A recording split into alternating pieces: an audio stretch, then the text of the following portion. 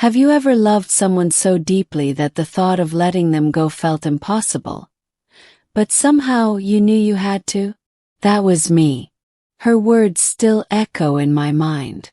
"We need space," she said, looking at me with a mixture of guilt and something I couldn't quite place.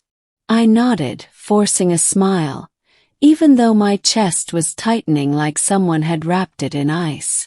I agreed because I loved her. And loving her meant sometimes letting her breathe, even if it hurt.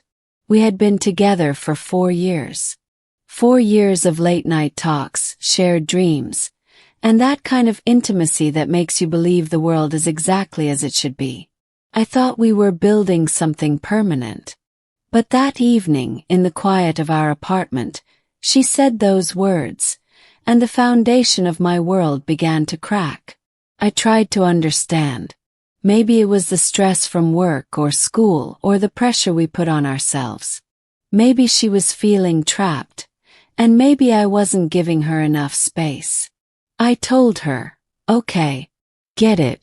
Take all the space you need." I didn't know then that agreeing would cost me more than I could ever imagine. A few weeks later, I got an opportunity to move to another state for work. It was sudden, yes, but it felt like a chance to rebuild myself, to focus on my career, on my own life, while still leaving the door open for us. I told her I'd be moving. She seemed supportive, almost relieved.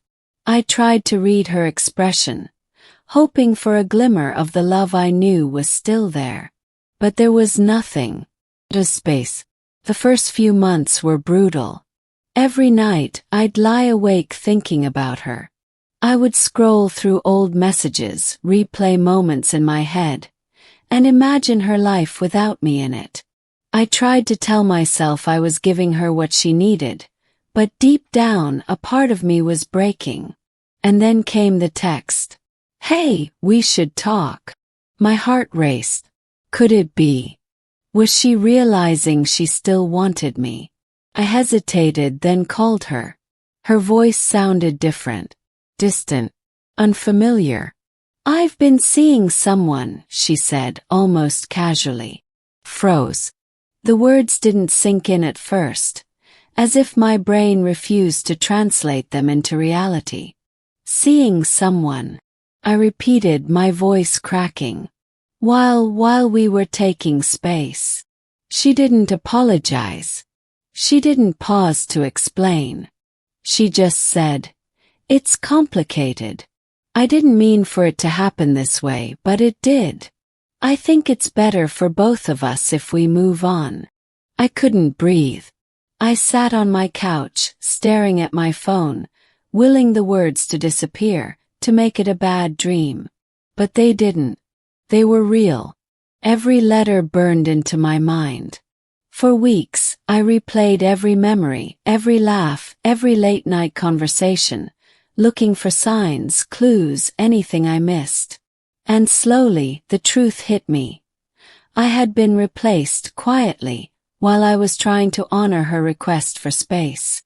Every sacrifice, every moment I spent trying not to suffocate her, had been thrown back at me as if it meant nothing. I tried to reach out one last time.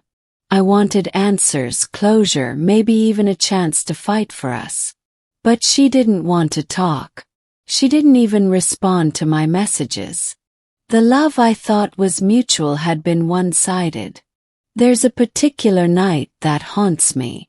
I was sitting by my window, looking out at the city lights of my new town, and I realized something that cut deeper than any heartbreak before. She had moved on, and I had given her the freedom to do it.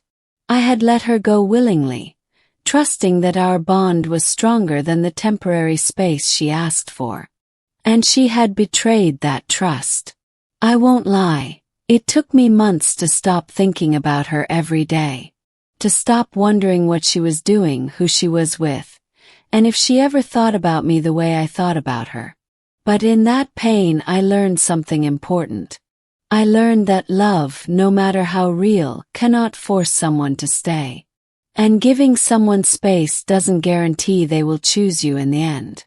Sometimes space is exactly what they need to find someone else. Now looking back, I don't hate her. I don't even blame her entirely. I blame the illusion I created in my own mind, that love alone could protect us from life's unpredictable twists. I blame my own vulnerability, my willingness to sacrifice myself for a hope that was never truly reciprocated. But I also grew. I learned that heartbreak is not just about losing someone else.